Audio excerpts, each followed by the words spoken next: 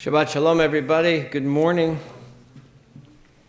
Both Sharon and I came across this week a GoFundMe page, a GoFundMe campaign on Facebook this week, and we both independently made donations to this GoFundMe campaign. I don't know if you know what a GoFundMe campaign is, but you can establish a fund and solicit support from any number of people for any specific purpose. And so this is the story we read. Laura Garofalo wrote this week, since Vinny's diagnosis of stage 4 Hodgkin's lymphoma this winter, so many of our loved ones have asked us how can they help. My answer to many of you has been, we're okay right now, but I promise we'll ask for help when we need it. Well, she writes, we've hit that point. Vinny has been an athlete his entire life. He is a multi-season, multi-sport coach who loves to run and play and compete. His career as a phys ed teacher is a perfect example of if you love what you do, you never work a day in your life. So when Vinny could no longer walk up the stairs to our home without becoming breathless, when he stopped sleeping and turned gray, when he lost 15 pounds in a month, we started tearing at his own skin due to systemic lymphatic failure. He wasn't just sick. He had become a different person. Finally, from internist to allergist to cardiologist to oncologist, Vinny is finally now on his path to healing. Through 12 rounds of chemotherapy, he has completed 6, halfway done. And his spirits are up. The medicine is working, and he's pushing himself to gain back his sense of who he is and feel healthy and strong again. Now is where the help comes in. And she writes, I am shocked and disgusted with the health insurance journey we are on. And since the beginning, we have had trouble. Even after our insurance, which basically does nothing, I have to write appeals for everything. We acquired a secondary insurance plan, a prescription relief plan, multiple payment relief coupon programs to pay for designer cancer-fighting drugs that are so new and cutting edge that they don't have generic versions, which somehow means you have to fight to prove that they're medically necessary to fight cancer. The fact that we have to write letters and spend hours on the phone with customer service insurance reps and even, at one point, actual pharmaceutical manufacturers, all while trying to survive cancer, is despicable. I don't know how people are expected to go through this without a support system. We wanted to do this completely on our own, but it became financially overwhelming. The bills we are now receiving, after all we've done to combat them, are shocking and terrifying. We have been so lucky in so many ways. We have a massive support system, family, friends, colleagues, and community that have been there for us. They've checked in on us, even leaving us treats at our door just because. It pains me to ask for this kind of support from those we love, but I kept being told that it's a very good thing to ask for help when you need it. So here we are. We look forward to all of this being behind us in the future and cannot send enough gratitude to those that have been with us all along the way. Thank you, thank you, thank you. In 2 days, they raised $65,000. That covered more than enough the $48,000 they were already in the hole. All I can say is what my mother-in-law says all the time. If you don't ask for help, the answer is always no. That's one of the most important lessons I think we learned in this morning's parsha from the daughters of Tzalevchad. The daughters of Tzalevchad, it's a simple story. V'tamodna lifnei Moshe v'lifnei Elazar HaKohen v'lifnei HaNesi'im v'chol ha'ida petach ol moed. They came before Moses and Elazar, the priest, the chieftains, and the whole assembly of the people of Israel at the tent of meeting. And they said, Avinu meit bamidbar, V'hu lo haya b'toch ha'ida noadim el Adonai be'adat Korach ki b'chatato metu vanim lo hayu lo.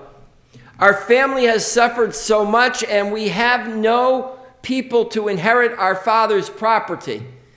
You see, most of our family was wiped out in the plague of Korach's rebellion, and so there are no men to inherit our father's property. Would it be possible? Lama yigra shem avinu mitoch mishpachato.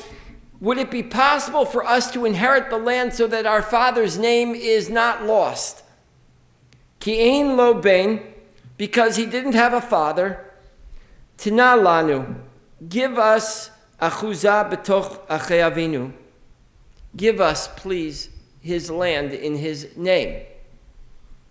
They went to Moses and Eleazar. They stood in front of the entire people of Israel, and they asked for something simple, and that is, for the first time in Jewish history, to allow women to inherit. And it would never have happened had they not asked for it. It would have gone by the wayside. Nobody would have noticed. The father's name would have been wiped out, and they would never have inherited any land, but they asked for it. I can't help. Look, you should know I write out my sermons word for word. But I have to pause for a secondary sermon here for just a second. I cannot believe for one instant that we have women in our country who have rights, who had those rights taken away. I know I don't give sermons about politics. But to me, it's absurd to think that we have gone back this far. It's going to take more than just asking for it, I guess. Anyways, back to the topic. Rashi has this amazing comment here. He says, Lifnei Moshe, Moses commenting on the fact that they went to Moshe and they went to Eleazar HaKohen, Rashi points out that they went to two men. He doesn't point that out. I just pointed it out because Rashi seemed to have raised the issue. Like as if women should have to ask men for permission. All right, it's the Bible. So Rashi raises this incredible point. He says, "Ve'achar kach lifnei Elazar, efshar im Moshe lo yada, Elazar yada." He says, what is this business of going to ask Moses and then Elazar? Is it possible that Moses doesn't have an answer, but Elazar will have the answer? As if to suggest to us that maybe they weren't really asking the question of Moshe, but they were asking of the entire Jewish people, are you going to stand by and watch while what is owed to us is forgotten? But Rashi makes this incredible comment without even realizing. He suggests to us there's something really interesting going on here. He asks Moses and Eleazar, who's missing? His brother Aaron, who died in last week's Parsha. There is a change coming. You are seeing, says Rashi, a change on the horizon. The leadership that once lived a certain way is changing. And maybe that means that times are changing. And so Rashi points out that he asks Moses and then he asks Eleazar, the next generation of leadership.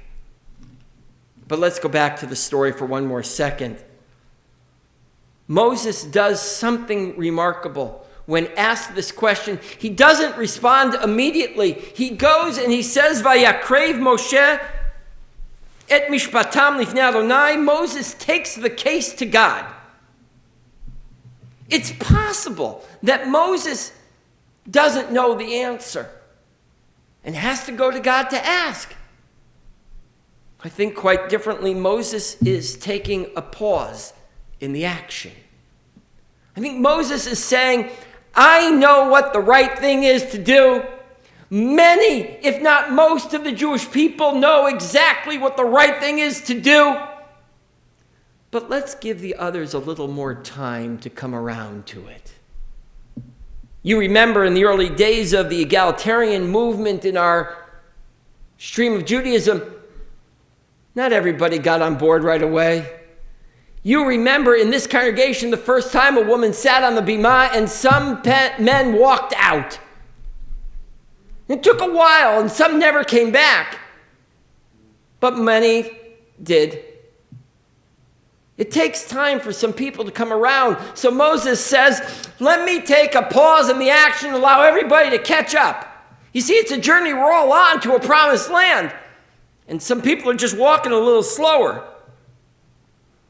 Moses takes the case to God because he knows that these pioneers, these daughters of Tzalafchad, who are truly at the forefront of a movement, need to give other people the opportunity to catch up.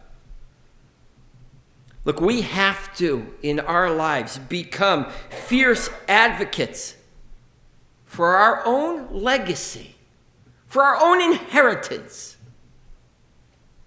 Whatever it is that you want to pass down to your children and to the next generation, you must become a fierce advocate. When we are shocked and disgusted by what we see are the inequities in our society, we have to do something. And believe you me, others will follow. Laura Garofalo wrote, we wanted to do this completely on our own, but it became financially overwhelming. The bills that they received were shocking and terrifying. The amount of money that they raised was staggering because they asked. One quick personal story. When my youngest was 1 year old, my wife at the time was diagnosed with cancer. And we too confronted the same problem. The surgery was well out of reach for us. And our congregation came up and stood behind us and helped to support us, raise the money to cover that surgery. This story is all too familiar, not just for me, but for so many thousands of people around this country. When we are shocked and disgusted by the inequities we see in our society, we must become strong advocates to combat those challenges. And b'mheira b'yameinu, speedily in our day, we'll fix the ills that beplague our society. Shabbat shalom. We continue with Musaf, page 184, Chatzi Kaddish. Please rise.